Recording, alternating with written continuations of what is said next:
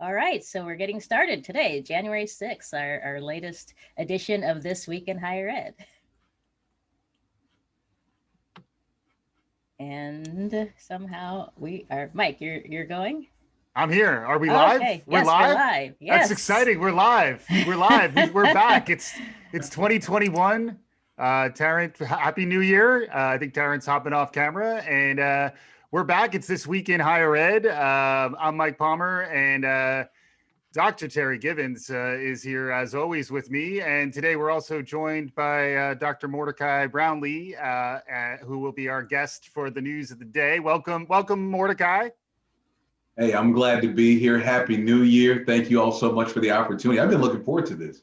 Yeah, well, we're excited to have you. We saw a really interesting article from you out of EdSurge, where I know in addition to many of the things that you do, one of the things you do is write some really interesting stuff for EdSurge around developmental education and co-requisites as opposed to prerequisites, which is really was interesting to me. And I definitely, there's lots to dive into there. And then also, I believe you're can you just quickly introduce yourself while we're going here, just so folks know who you are? Yes. So greeting educators and all those that are alike. And so Mordecai Brownlee, been serving in higher ed now for almost 16 years. Currently serving as Vice President of Student Success at St. Philip's College in San Antonio, Texas.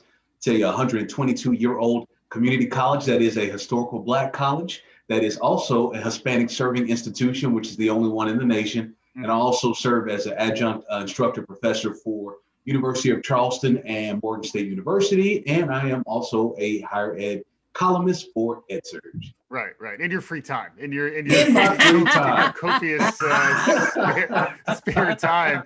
But there was quite a lot in that. So like St. Philip's is really interesting. It was also news to me. I hadn't really heard about it prior to doing some prep about this for this show.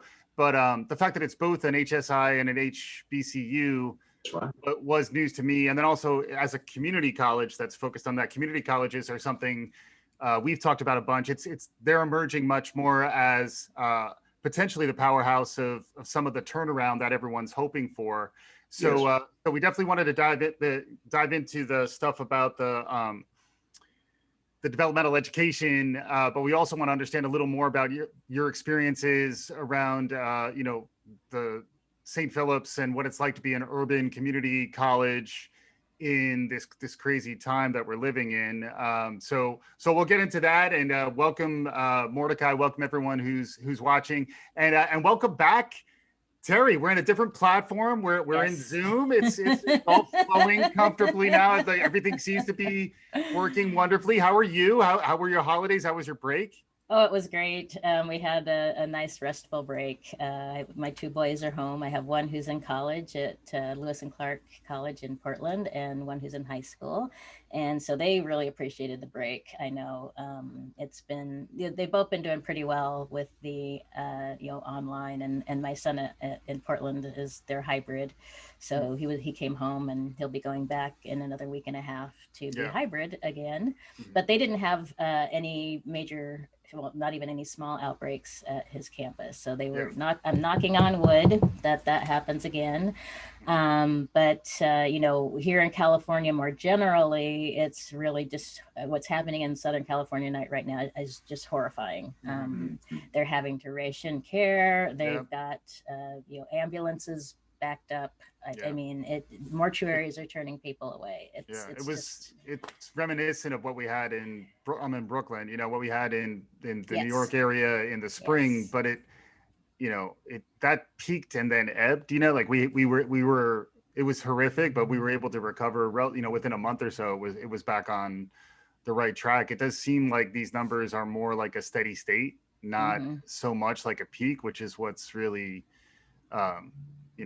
scary about the time that we're living in. And then flip side is that, we have the vaccine coming. I don't think we've heard really from folks in Texas, Mordecai, around like, what's it been like for you? Because you've been in San Antonio really throughout this, and understanding also how it's been for folks at St. Philip's, which I'm sure there's plenty going on there. So any perspective you could share? Yeah, yeah. I mean, and certainly my thoughts and prayers are with all who have been impacted by COVID-19. I mean, I've lost family members due to COVID-19. We've had some significant impact. Even at the college, we even lost a fellow employee that was within our division. And so it's a crisis. It's a global pandemic, and so many people are being impacted. The world is being impacted. I will tell you specifically for Texas, it's been a bit scary, right? So if you look at the ABCs and the NBCs, and you look at some of those lines from the food bank, waiting how long it's been to receive services from food bank services. San Antonio, Texas has been featured on a lot of those different segments that have ran. Our San Antonio Food Bank, who we partner with. Matter of fact, we have another event every third Thursday since we've been doing this, going through this pandemic experience. Our college has been a food pickup site for that side of San Antonio. So that's helped to alleviate part of the challenge. And right before we started recording, I shared with this team that San Antonio, Texas, for the past 4 years now, has been listed as the most impoverished metropolitan city in the country, surpassing Detroit about 4 years ago. So that reality about poverty for us is very, very significant. And the scariest thing, we experienced it the other day, about 5 days ago. I'm sitting there having dinner with my family, and all of a sudden our cell phones start blaring with this alert saying, stay at home, numbers have spiked again. And then it's always that eerie feeling after your cell phone goes off, like, what is this reality that we're really living? So yes, the numbers have been heading in the wrong direction between here, Houston, and other areas, especially El Paso in Texas, thinking about El Paso. So some significant numbers. Yeah. Well, our hearts go out to everybody, and very sorry for your loss, and for everyone who's sort of suffered in many ways. And and then we're trying to look ahead a bit. I think, it is the new year, so it is a time for us all to, reset, hopefully turn the page. Again, there is hope around the vaccines getting out there. Hopefully they'll get out there faster. I think that's the other topic, is just, how quickly the operations and logistics, supply chain stuff. Also a lot of talk about like needles in arms. It's almost like people need to dial down the talking about, like, I understand how vaccinations work, but that's a side point. But I think there's a little bit of hope, but the numbers are just so difficult that the ability to even do hybrid is a question, I think, for many of us. Any perspective, maybe beginning with you, with Mordecai, like how you've been grappling with those types of decisions around what can you do in person? What do you need to go hybrid? What could you do online, particularly for an urban community college, an HSI and HBCU? I imagine some of the considerations might be different than people's typical considerations when they think about making these types of decisions. Can you share a little bit about what it's been like for you over this, maybe, back from the spring right through now? Absolutely. So I will say that to kind of give the viewers and listeners a kind of a picture of what St. Philip's College looks like. We have two primary campuses. One that we call the Martin Luther King campus, the other we call Southwest Campus, which is a converted Air Force base. For those that are familiar with San Antonio, Texas, and as they call us, Military City, USA, I live right across the street from Randolph Air Force Base. So due to BRACs in the area, this community has been pretty creative in terms of what it's done with this infrastructure. With that said, so, part of our reality, 30% of our academic portfolio is career and technical education programs. That in itself is a significant implication for those that are aware and know about CTE programs, because when you're dealing with the accrediting bodies of those CTE programs, you're dealing with lab spaces that must be maintained. One of those programs for us is aircraft mechanic. If a student misses 8 hours of lab instruction, that's it. The program is over for them. So to deal with that reality and still attempting to pull that off for so many of our students who are awaiting jobs, and the jobs are awaiting them, we really had to do everything that we possibly could do to still maintain those accrediting contact lab hours, and still meet CDC standards and Metro Health standards and all these. So that's been a bit of a challenge. It's been brought about some implications.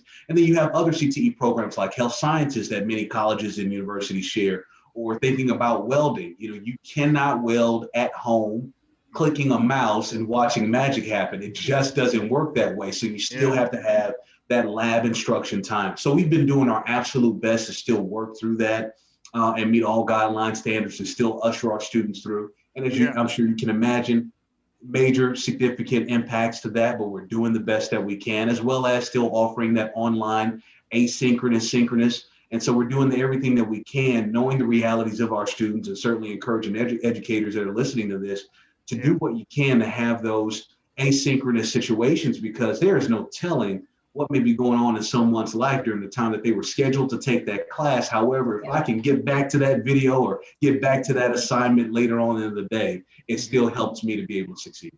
Yeah. Plus they can do it wherever they are too, which is the other, That's right. the other thing. There's another topic that's come up a lot, which is around the digital divide. Yes. Is that something you've had experience with your population? I would imagine, particularly as you had to move things online, you probably had to confront that directly. I'd love to hear any perspective or anything you've experienced that might help flesh that out, because we talk about it in the abstract, but I feel like you might have lived it a little bit more. And in true reality fashion, so it's either I can act like this didn't happen or just embrace the fact that it happened. My 2-year-old girl has decided to run into the office and tell me that her toe is hurt, and now she's running away, right? So side note, let's get back to this, right? Yeah. So I'll take care of her toe later. So, part of this digital divide, right, has been that what can we do for gap closure and caring for our students who are experiencing high levels of poverty. I mean, one of the realities, even at St. Philip's College, pre-COVID, one of our commencement speakers who we honored, and he's a young man, he's doing extremely well, but just to use him as an example, both of his parents died of drug overdoses at separate times. He lived on park benches and was using the light of his cell phone to do his homework assignments at night and still managed to have a 4.0 GPA. So when you're talking about students that have that kind of resilience, but that kind of reality, and you're realizing that that's on a mass spread, it's not just these one-off situations, and you talk about the digital divide, then we have to be sensitive as to what we do programmatically and what we provide from a resource standpoint to close the gap for these students. And so it is a strong responsibility upon the colleges to make sure that as we talk about innovation, that doesn't necessarily spell access. Innovation and access is an assumption in itself. The real innovation is in closure of those who don't have access. Yeah. I almost immediately went to the VR visor when you were talking about your labs being closed, and that's sort of maybe in time too, so like I wouldn't rule it out. And if folks are interested, maybe hook St. Philip's up with a new VR lab or VRs from home, but that's a whole nother story. But Terri, how about your experience around this, or like what you're hearing out there around the access question? I mean, for your son, he's doing hybrid stuff. Even you have a high school student at home as well. Have you heard about this? Or have you? Yeah, well, the bigger problem in K through 12 right now is students are disappearing, and we need to be able to figure out ways to stay in contact. And so some teachers are actually going out physically and going to students' homes to find out how they're doing and to see if the school my son goes to, they've provided Chrome, and we're lucky to live in Silicon Valley because, they've provided Chromebooks, they're providing hotspots. But the problem is, even if you have a Chromebook and a hotspot, if you're in a house, so I'm sure this is true in San Antonio, and even for the college students, if you're in a house, a small 3-bedroom house with 10 people, or even 5 people, it's hard to find a space to be able to have quiet, because I think about this, I work with several organizations, college success programs for low-income students.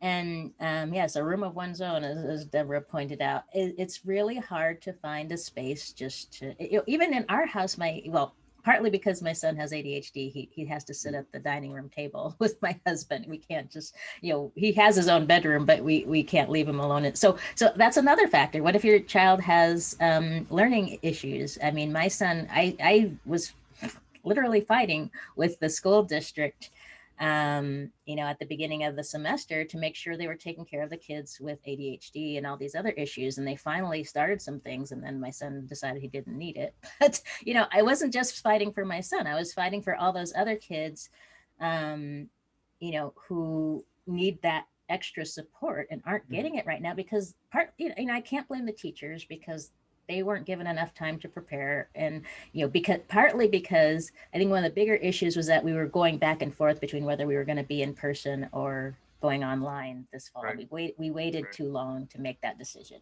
Yeah. And it seems like now, like moving forward, all of your contingency plans will include going online. It's also the death of the snow day. I'm still fired up about that. Like I also have a 2-year-old Mordecai, so maybe we can do like a virtual play date. But when my 2-year-old is 7 and there's snow, so that hybrid classes are canceled, Dad may take son to ride on his sled because there's a whole lesson plan to be done about the learning objectives. You learn how to slide down a hill, you learn how to throw snowballs. There's all sorts of things there, But what about the angle around the whole student or the whole family, the community, and how, you mentioned poverty. Like in many ways, poverty is, it's such a fundamental problem in our society, but it's almost like there's a stigma around even talking about it.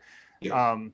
Can you talk about what it's like to be confronted with poverty in your student body and then trying to, engage with them in like a community-based, family-based way? I think it's so important to remember, and I even have my own personal testimonies, raised by a single mother. And, we had our share of sacrifices. I'm grateful for a mother who was relentless, no matter whatever the challenges that we faced, but we faced those challenges. And so it also has opened up my heart in terms of understanding as an educator, just how much our students have to overcome in order to show up in that classroom.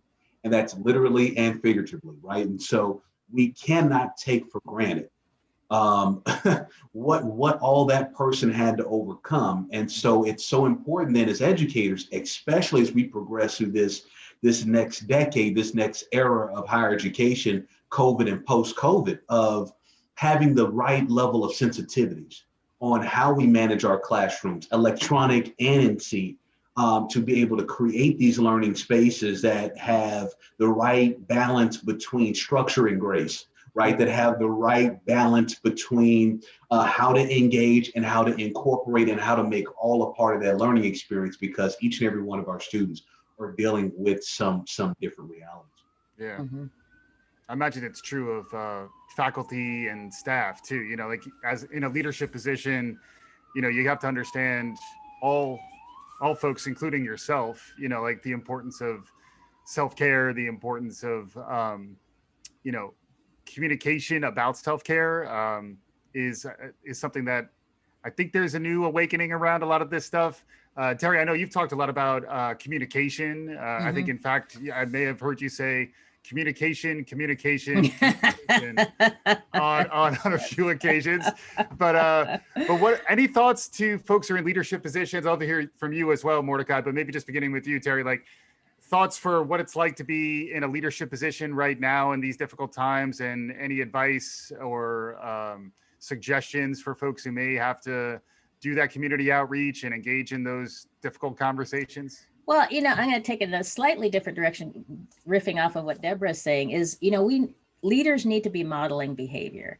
And we've seen over and over and over again, leaders, going off to Mexico, going to a restaurant, all these things that we're not supposed to be doing. So I'll get that out of the way, because it's very frustrating to see leaders who aren't, they aren't doing as they say. And but then, you know, in terms of communication, one of the things that keeps coming up when I'm, you know, connecting with my friends on social media who happen to be faculty or administrators is the lack of communication. And I know a part of it is, and I'm sure Mordecai, we both have been in this position where you just don't know enough to be able to tell people. And so you're trying to wait until you get firm information. So you're not putting something out too early, or because, you know, it's a double-edged sword, because, you know, and part of the reason the school district was, for example, was waiting to tell parents what the plan was going to be is because they weren't sure what the plan was going to be. Right. But my argument is, okay,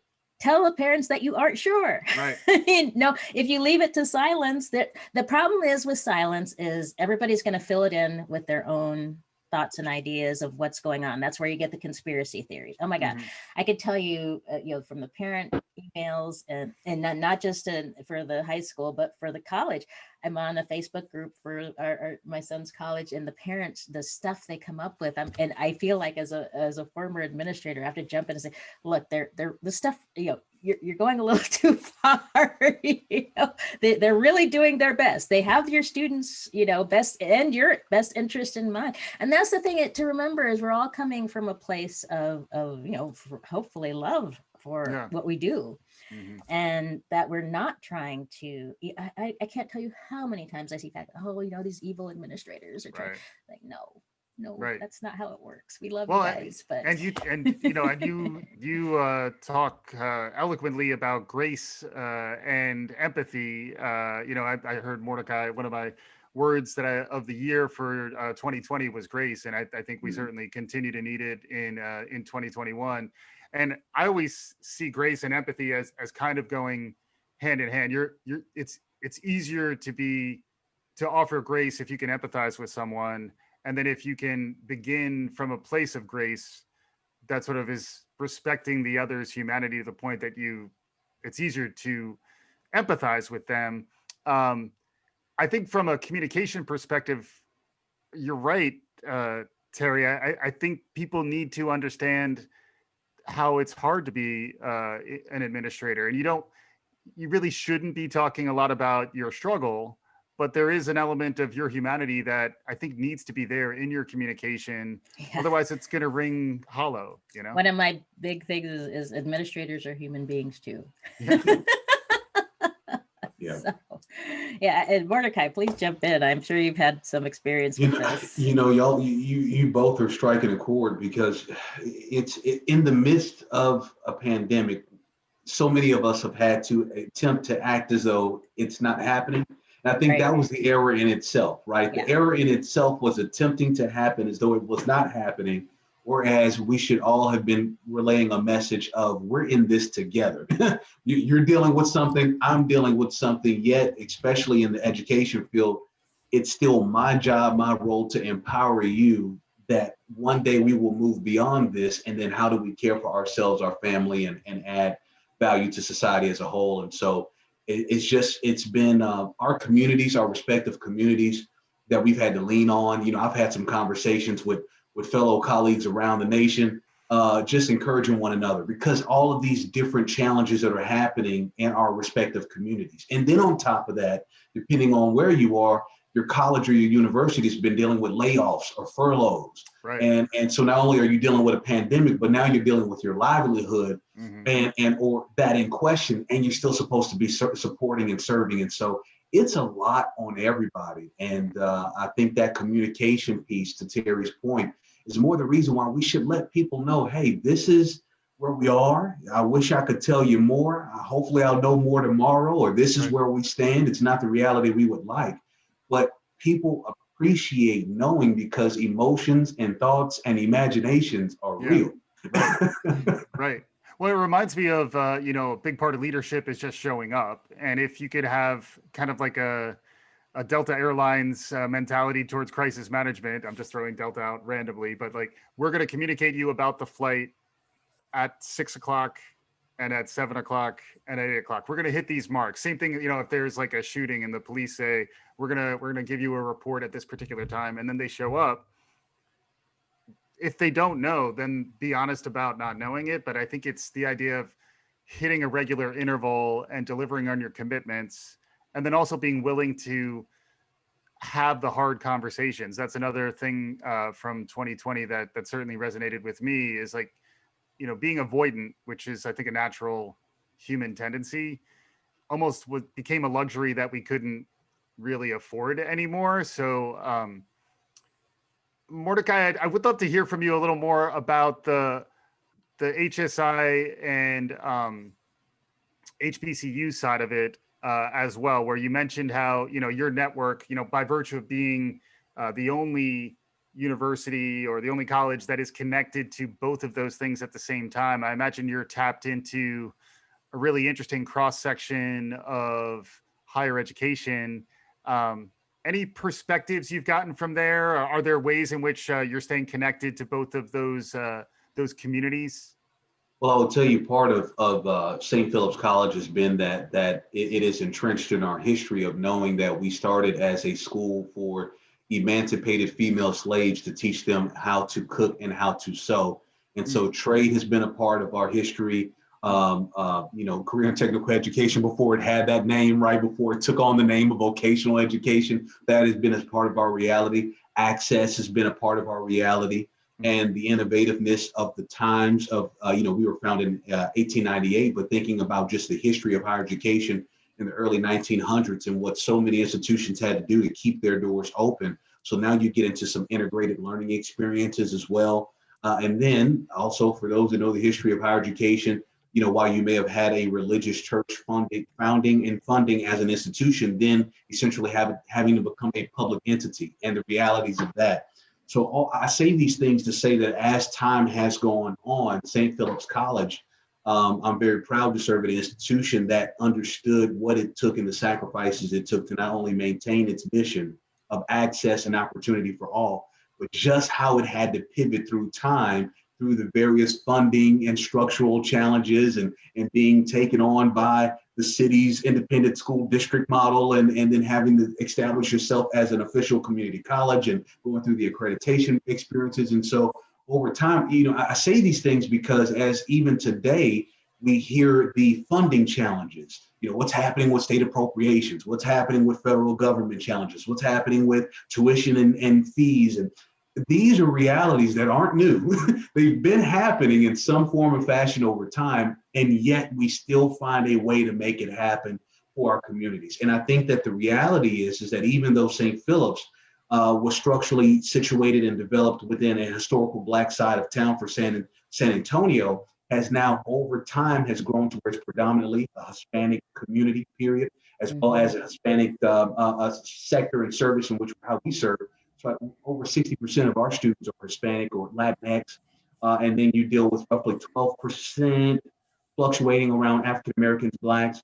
And so that's just our makeup. While we understand that we're not predominantly a Black institution, we understand that we're a historical Black institution, and we're grateful for that continued tie in history, as well as the funding of Title III itself opens up some amazing doors for us to continue to serve not only African American students, Black students, but all students. Receive the resources associated with that. And so it allows for us to continue to keep the work going. And it's so unique, it's amazing. And to be the only one in the nation, it's just an absolute honor. Yeah. I think it's interesting because you guys have been through the whole process of the black HBCU, HBI, Hispanics, HSI. I gotta learn these acronyms. It's even at Menlo College when I was the provost there, we were almost at the point where we could have been designated a Hispanic-serving institution. And, Menlo College is a small, only 800 student. In years past, it had been a 2-year college that turned into a 4-year college and was kind of seen as a pathway to get into Stanford to put it bluntly, white guys to get into Stanford if we didn't get in the first time. It's really interesting to think about how our institutions are changing demographically. This is something I really beat the drum on, is that this is not just happening at HSIs and HBCUs, it's happening across the country. So Menlo College, went from being predominantly white to predominantly Black and Latino in the space of 10 years, from 2005 to 2015 when I started there. And so, and it wasn't like they were out there trying to recruit all these students. This was just a natural progression for the institution. And, one of the things that I think that we need to do a better job of is collaborating around the fact that the demographics are changing, and how, Menlo College works with a lot of community colleges, and, creating those transfer pipelines, but also, just the fact that we have some, you're near a military base. I mean, I grew up because my dad in Spokane, because my dad was based at Fairchild Air Force Base. And I've been talking to the folks, at some of the institutions in Spokane to say, look, you've got this clientele out here, very diverse. It's a great way to bring a more diverse student body into your campuses. And I think that's something I would love to see us, get a better dialogue going across the country about how we can collaborate better to bring these, create these pipelines starting in K through 12. There's the promise programs. I don't know if there's a promise program.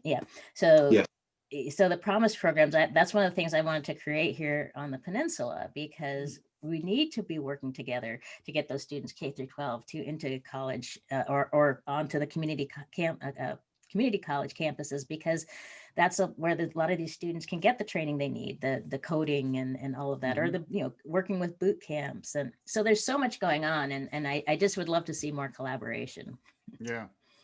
And then Mordecai, we did want to touch on, we have plenty of time, so we have plenty of things that we could talk about, but we did definitely want to touch on the EdSurge article that you wrote about developmental education, and the idea of a co-requisite as opposed to a prerequisite, and running your developmental like writing in English or developmental math program at the same time you're taking the quote unquote regular courses. It was a really interesting article. It was well written, so good job by you, because I learned a lot by reading it. But can you catch our audience up a bit on what the article was about? And I'd love to spend a little bit of time on that topic. Yeah, the best way to give you the crash course version, if you will, and no pun intended, of developmental education and co-rec and prereq is to tell my personal story very quickly. And so I myself, out of high school, tested at developmental levels. Okay, now they have nice little names for it, but that's what they were. To all of a sudden get a score and they say, well, you're remedial. Well, what do you mean I'm remedial, right? What does that mean? And so, I left high school with these grades, and I felt I was college ready, to then show up and realize, well, you're not college ready. So I need someone now to tell me, what does this mean? I'm not college ready, but I'm at college and I'm ready, right? So now you go through this reality of, well, they're going to place you at that particular time when I went to community college in developmental classes, and there were stair-step approaches to developmental education. Once you made it, or depending upon your score, for math in particular, you may have scored at the lowest level of developmental. Well, once you pass that semester, now you're making your way into the next level of developmental education. And it's quite possible that someone could take a year to a year and a half of developmental classes and never achieve college credit. And so that in itself, especially on a national scale, but particularly here in the state of Texas, what was being shown through the statistics is that for what should have taken a student 2 years to earn a degree was taking them 6.5 years. So, and a part of that is enrollment intensity. They weren't taking full loads of courses for full hours, or they had, like myself, developmental education that you had to clear. So what's happened over time now is that rather than saying, let's do all these stair steps because it's taking you too long to get out, and you may not ever get out because you may get discouraged and life may take over, and you may say, I'm not college material anyway, which is almost became my reality, is that now they said, okay, well, how about rather than taking this prereq approach, let's do a co-req approach. And the other thing that started happening over time is the defunding. So to help on a national scale, what began to happen was the defunding of developmental education programs, which forced institutions that didn't have the spirit of innovation to quickly gain the spirit of innovation and figure out how to pull that off. So with all that said, it's now a situation where, depending upon where a student tests, they may still test at developmental levels. However, they are being paired not only in what we would now know or used to know as a remedial education, but also a college-ready education as well simultaneously. And they're able to get both elements of that instruction, and they're able to get through quicker and a more efficient time. Some of these institutions that can afford it are actually doing the shared instructor model, where there's two instructors perhaps in the course, one that's delivering the remedial developmental aspect and one that's doing the college aspect, and are pairing it together for those who can afford that. But there's some creative things that are happening to help get folks through the developmental pipeline, which is significant, necessary, and turns out to be a waste of time and money for too many students. Yeah, well, especially when there's such a problem around, some college, no degree, the fact that people start pursuing their degree, whether it's an associate or a bachelor's degree, and then they don't complete. And if you build more hurdles just to get to the beginning, just to get to the start line, it's tough. You're going to lose people who were already at risk. They're an at-risk population to begin with, and even you're sort of expressing that even in your own story. And then the other related thought, I think, is when you're pairing the remediation with the quote unquote regular courses, it actually gives the relevance and the context to the developmental work that you then understand, oh, okay, I need a little extra help because this is the type of problem that I'm going to see, as opposed to otherwise you're just learning the remedial stuff as a prerequisite, but there's no connection to what I'm going to need to use these tools for. Does that make sense, Mordecai? It makes a lot of sense. The other part that I would say that's now happening more than ever, it has started over the past 10 years, but I would predict that it is going to take off like wildfire, especially as we deal with the gaps and the advancements in the amount of retirements that we're going to be experiencing in the workforce over the next 5 to 10 years. Is it's going to have to segment out even further, streamline even further these tracks towards college preparedness, because there's some folks that are going to be geared when they realize that, hey, you mean to tell me in a year, 2 years, I can earn a credential and be earning $80,000 and I don't have to necessarily go track A, I can do track B. These tracks are going to be more and more and more refined to better tool our country in the world, but our country as a whole towards the workforce needs, because we have some significant gaps, and developmental education, the way how we've approached it historically, just won't be relevant and it won't be a need. Right. Yeah, and I just want to add that that's a big challenge here in California. The Cal State system has had to revamp. We went through this whole process of revamping their developmental education program for the same reasons, to get students through more quickly. And there's been some pushback because of the fact that there's concern that certain students, it's disproportionately impacting some students more than others. And I think that's one of the things we always have to keep in mind, is that, some students are going to be disadvantaged. There's these unintended consequences always of trying to do these things. But I'm actually excited, Mordecai, about this idea that we can really shift to a more student-oriented, but also workforce. It's so funny, because if you had asked me 10 years ago when I was a professor at UT Austin, I would have said, what are you talking about? Education is just for us to sit in our classrooms and learn, obscure facts. But my perspective has changed dramatically since I left academe, and I'm still in academe, but since I left being in a large institution, it was very eye-opening to, especially working with high school students and as others who are trying to just get especially here in Silicon Valley, because there's so many jobs you can do that only take a community college education or just doing a boot camp. And why are we having, and what really turned my head around was the fact that we have so much debt. Students are even coming out of community college with large amounts of debt. And that should not be the case. Students should be able to get through community college with no debt, period. That should be the gold standard. And so I think as a country, we need to rethink all of this and focus on what the students really need. And and get away from this antiquated version of higher ed that says you're going, I'm going to stand in front of a room or in front of a Zoom screen and lecture, and you're going to take notes. And this more interactive idea, I've been following what's going on with design thinking and project-based learning and all of these different agile things. yeah Yes, yeah. agile, yes. And it's really made me rethink not only the way I teach, but the way that I think we should be developing our curriculum even. And so it's really interesting that we're finally, starting to see this get some traction. I think the ASUs of the world and Southern New Hampshire's and our community colleges more generally are at the forefront of this change. And so I'm actually very excited to hear you talking about it, because I'm excited. You're making me excited. One of my article that's going to be coming out this month talks to that effect of what EdSurge talks to the effect of, it just came out $1.7 trillion in student debt. That is ridiculous, right? So now what are people going to do? And they're trying to get a job. They're trying to land a job. We're dealing with a pandemic and these realities. And on top of that, I'm trying to be a productive citizen. I can't even come from under this wave of water economically now that I've been positioned in. And so but industry, here's the thing, to your point, industry knows what's happening. They're watching it, and they're watching institutions not move at an appropriate pace. They are watching institutions not have the appropriate urgency. So they're coming up with some interesting solutions themselves. Yes, and if higher education doesn't hurry up and start to make some moves, they will be outpaced, because industry will have the solution. They already have it.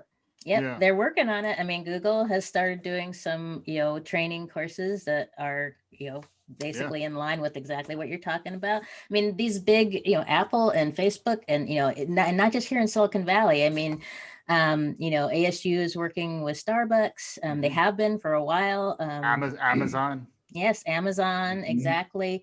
And, they want an educated workforce, and this idea that, we hear all this, the demographic shift and the declining students. I'm like, I wrote this on a LinkedIn post the other day because, we were talking about this issue of demographic decline. It's like, no, there are plenty of students out there. And, we have to stop just chasing the high schoolers. We need to start going after the adults, the guys who are coming out of the military and need some retraining. We started doing a little bit of that at Menlo College, but we need to do more. And we need to have programs for somebody. And my biggest complaint with higher ed is that no matter how much time you spent in college, you should have a credential for that. So MicroCredentials, if you only spent a year at a 4-year college, why do you come out with nothing, and that you can't transfer anywhere else? If you go to a year to a 4-year college, you should be able to transfer all those credits to any community college in the country if you decide you just want a 2-year degree.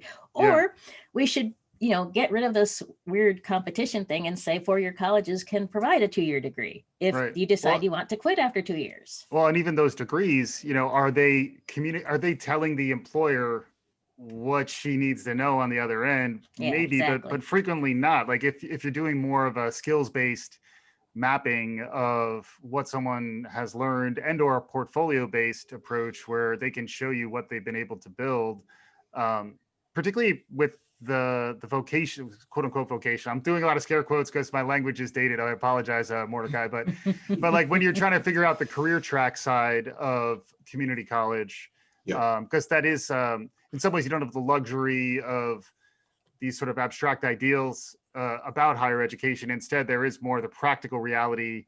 If your students, maybe they're coming from a place of poverty or they're coming from a place of disadvantage, and they really see this as a way to sort of unlock social mobility for themselves and their families. How is that different? And can you talk more about how it's really connecting them to a career path and a life path, in addition to teaching them the correct, components of an individual credit hour? Yeah, no, great question. And I think it all boils down to this. It's one thing to tell a student, an individual, even an adult, because I'm not talking about children here, to dream and to tell them dream big. However, the reality is, especially when you're dealing with poverty, individuals, they haven't been given an opportunity to dream. They've been so stuck in survival mode. So for you to even tell me to start dreaming and what do you see for yourself? What do you envision?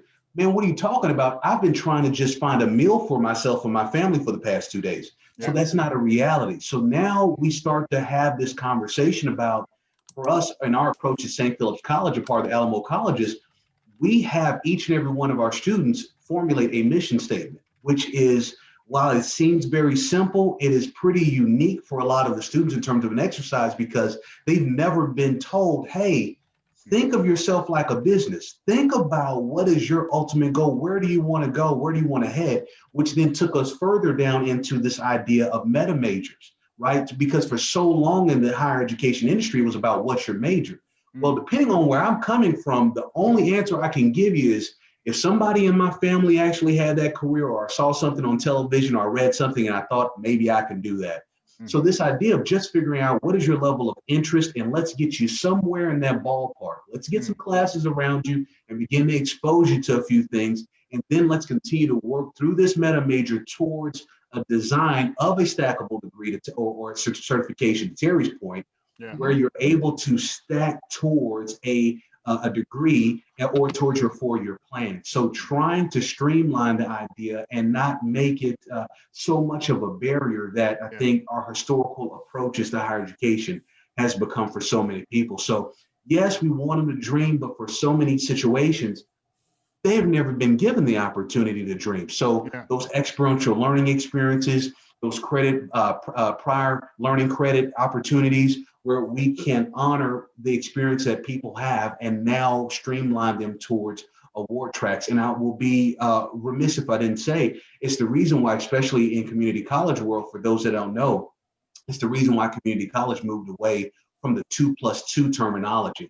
Because what was happening with these 2+2 agreements is that it was being found that they were not a degree applicable. These classes and these hours weren't necessarily transitioning directly into the 4-year degree. And the student is sitting there with a truck full of electives and feeling as though now I've taken out all the student debt or wasted all this time and it still doesn't apply to my 4-year degree. Exactly. Yes. And that's one of the points I really harp on and when I discuss this stuff. But there's a question, what do you think are the greatest hurdles to attaining a tertiary education in the USA? And what one public policy change would level the playing field the most? Ooh. That's a tough one. There's lots of hurdles. I'm going to go out there and say financial literacy. Yeah. Right. I hope that more than just in these small little pockets, that we get to the point to where financial literacy, which at one point in time, they say economics was taught in the K-12 classrooms, and it is now done away with. But we need to figure out how to not only bring it back in that form, but bring it back to a relevant form where our students are being exposed to financial literacy, economics, and the realities of life so they can have a basis, a foundation. And I'm not just talking about one class or one semester, but that we're able to pull up our country and our citizens as a whole and our non-citizens, just Americans, let me put it that way, right, as a whole, to pull them up in the train and teach them that before you ever reach a college classroom, there are some things you need to know and need to be taught because someone at home may not be teaching these things. And I think that will help them make more informed decisions because they may be the very first person in their family making those decisions. That was a good answer because that was a hard question, and that financial literacy was a strong play there. But maybe building on that, particularly at the community college level, how do you build responsive curriculum that are like realistic about what people actually need in these changing times? Things change so fast. You think about the future of work. You're preparing people for jobs that don't exist yet, which is why also I like the idea of the meta major, where in some ways you don't want to be too narrow in your definition of your career path because you may wind up on a dead end if you go the wrong way. So like, how do you juggle that, to be able to provide the right skills and tooling so that people are generally competent, but also designing for jobs that they may wind up needing to have down the road? Like, how do you do that quickly and dynamically, particularly when you're, that's why also Agile comes to mind, where like, if you're responsive to the needs, you have to be able to go quick. And I always get the sense that community colleges, this is why I'm a big believer in them as a powerhouse to help turn around some of the educational challenges that we're facing. They obviously need support, but how do you move fast to respond to these emerging needs? That urgency requires, I would say, across the board, a revolution of how our colleges have had have treated their advisory councils. So what I mean, for those that are not aware of this, so what happens is academically, there are industry designed advisory councils that are individuals in the industry who are doing the jobs right now that the colleges and universities have identified and said, okay, we're going to run our curriculum through you, our learning outcomes through you, and we're going to have this conversation about what's relevant, what's not relevant, where we can partner, where we can't partner. And 9 times out of 10, those advisory councils are sought maybe once a year, maybe once a semester if you're lucky, and that has been essentially it. And so as we talk about earlier in this conversation about urgency and the shifting that needs to occur, those advisory councils need to totally be revolutionized, and industry needs to be at the table even more, and dare I say in the classroom. Because if we fail to, and I talked about this in one of my articles, if we fail to allow this marriage between industry and education to continue to separate itself over time and treat it as though it's just this rites of passage ever so often, if you will, we will continue to sever that relation and sour that relationship. The industry will go on themselves, as they're already doing, making their own learning experiences and outcomes. And so we need that to happen. We need that urgency. We need that to really just take hold and cause higher education to pivot accordingly. But, you know, one of the things that brings me back to the mission of Brighter Higher Ed is that we need to be making sure that graduate students understand this, faculty understand this. There's some hardcore academics rebut the notion, say their role is not to see that their students get jobs, which is, I'm sorry, you ask any parent or student why they're going to college, it's because they want to get a job someday. And we can argue that, you know, we're trying to teach them critical thinking and, you know, quantitative skills and all of that, but you cannot say that it's, you know, yes, it is my job to make sure that my students get jobs, especially my graduate students. But I also have to make sure my graduate students, when they become faculty, understand that, yes, they do, you know, if I'm a political scientist, we should be talking to law firms and the nonprofit sector about what kind of skills and what should our curriculum look like. I mean, you know, when I was at University of Washington, we had a great service learning program. You know, that's the kind of thing we need to be doing so that our students can actually be applying what they're learning in the classroom in the real world. Right. And I think frequently that mapping, that translate, that's what I was talking about going skills-based before. Like frequently, you know, I think if you unpack when people, you know, wax nostalgic about a liberal arts education or talk about all the, and I'm liberal arts educated and it got me pretty far. You know, there's a lot of amazing skills that are developed, not to mention just the experience of it, you know, which folks do get into that as well. But at the end of the day, it translates into skills that are either helping you be employed or not. And if you're not really thinking about your future employment prospects, you know, maybe you're fortunate enough to be coming from wealth so like you don't have to worry about that. But the majority of us are going to need to earn our keep for ourselves and our family. And that's going to require understanding in a creative way how you can translate those skills into your career and something you're passionate about. And that's why accreditors are focusing more on course learning outcomes, on program learning outcomes, and connecting those to what students are going to need for their you know, skills to be working, you know, later in life. Yeah. And you know, I used to, you know, roll my eyes at that stuff, but I think assessment is so critical in everything we do, even the nonprofits I'm in. It's like, are we doing what? And it comes back to, are we doing what we say we're doing? Are our students learning critical thinking? Are our students learning quantitative skills? Are they able to write an email? You know, and I would, if I'll jump in there and just say that I think it takes a healthy balance, but it should take a balance because I'm thinking about, as I'm sure you all are as well, the next era of higher education. That's right. It's so important as educators that we study what's happening from a census standpoint. that we study what's happening from an economic standpoint. And then we have to ask the question of relevance and what does our country need and what role do we need to play to ensure that our citizens and our communities, let me use that word, communities are prepared and ready to be productive participants in society, and that a large part of that is applied knowledge. Now, that's not to say that all of education should focus on aspects of applied knowledge and preparedness towards career, because I am also liberal arts educated. I went to community college, but then I went to a 4-year liberal private arts institution, and I've worked at 4-year private liberal arts institutions. So they all serve their purpose. However, it takes a healthy balance in knowing what should be happening in that particular market to ensure relevance and to ensure preparedness, because change is on the horizon, but so many of our institutions have not done this work of asking some hard questions and pivoting accordingly to make sure that their institution as a whole is relevant. Right.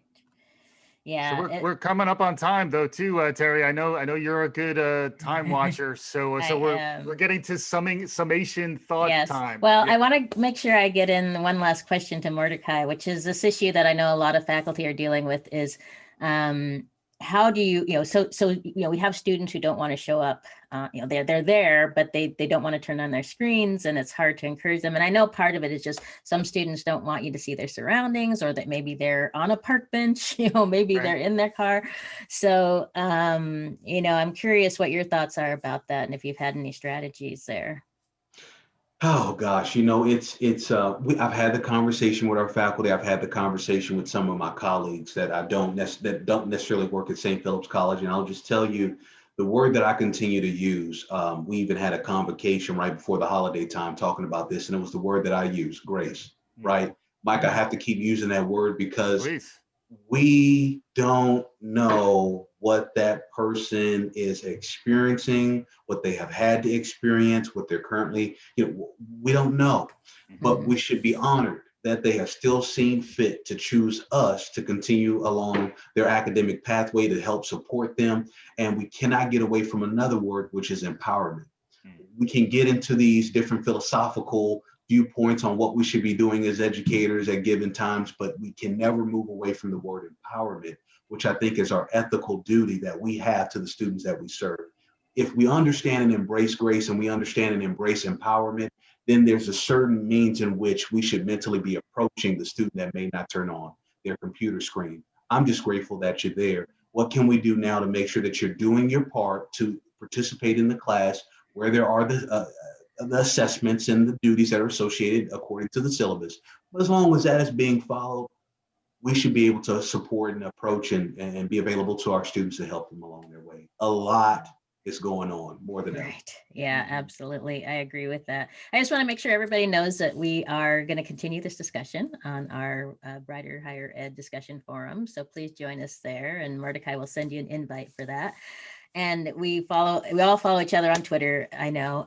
So join us there. We have lots of discussions going on there. And I'm really looking forward to your next article on EdSurge. And I really hope we do continue this discussion, just because I think we need to really think about ways that we can coordinate, collaborate, whatever it is. And I would love to get you more involved with what we're doing at Brighter Higher Ed, because we really are trying to change higher ed. We're working at it hard, and getting more people to realize some of these issues we've talked about. We all need to work at it. We all need to higher ed has to survive. I know community colleges have been hit with enrollment drops and funding cuts, but I think between high school and kind of the 4-year degree, community colleges are kind of that glue that holds us together and makes sure that all students have access to some form of higher education and tertiary education, as somebody was saying.